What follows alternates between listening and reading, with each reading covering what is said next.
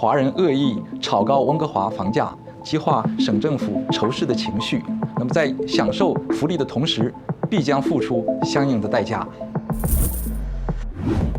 今天呢，我们讲 BC 省比较特有的一个税，叫做 BC 省的投机空置税 （Speculation and Vacancy Tax）。那么这个税呢很特别，也是很有针对性的。We will introduce a new annual speculation tax, and the tax will apply to property owners who don't pay income tax in our province, including those who leave their units vacant. And satellite families with households with high worldwide income that pay little income tax in British Columbia will also be part of the speculation tax. 一般情况下大家对投机税的理解就是说，你这个人是投机房地产，你去买了个房子，然后过了几个月过了1-2年你看着市场不错就把它卖掉了，然后赚了钱。一般来讲呢，这种是叫做投机。我们 BC 省的投机税呢，它事实上不是针对的这一类人它不是说你买了之后你很快就把它卖掉，然后呢你需要交税其实主要是针对叫做卫星家庭。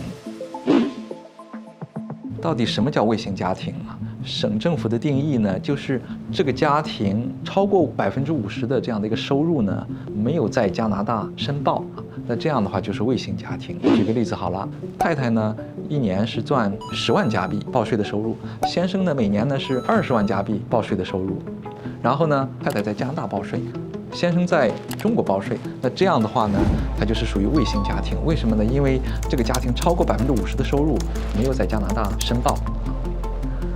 反过来讲，太太呢是一年呢是20万的收入，然后先生呢一年是10万块钱的收入，那这个家庭呢就不属于卫星家庭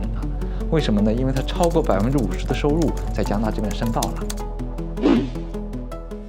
加拿大税局呢，一般他并不反对说你先生在中国赚的钱，你拿到加拿大这边报税，它实际上是可以的。但是呢，很多的家庭先生在中国有可能，比方说是什么上市公司就是第一报税非常的复杂，第二呢有很多的海外资产，第三个呢在中国那边的这些资产的增值都是需要在加拿大这边交税的。所以这样的话呢，如果他在加拿大这边报税，在加拿大这边呢就有很大的这个税务负担所以呢他就选择不在加拿大这边报税所以是可以在加拿大这边申报的，但是很多人呢选择不在加拿大申报。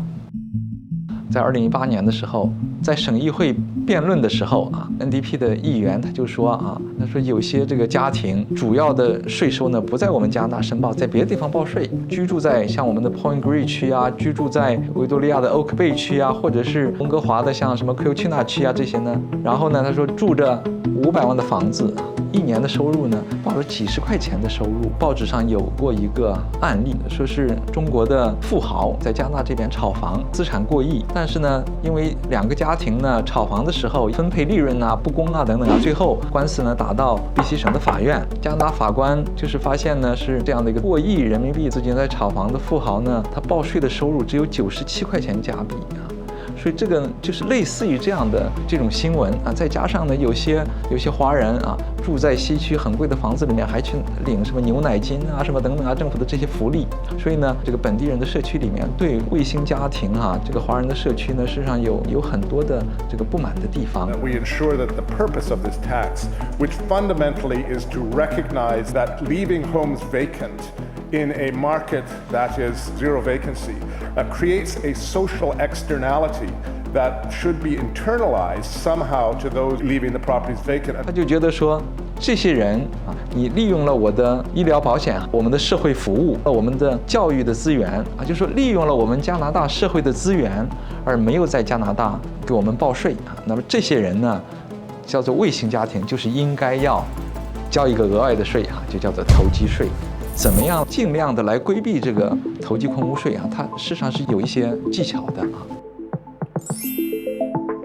赢家选择，锁住财富，我是冯银锁，点击关注，打开小铃铛，我们一起走入金融的世界。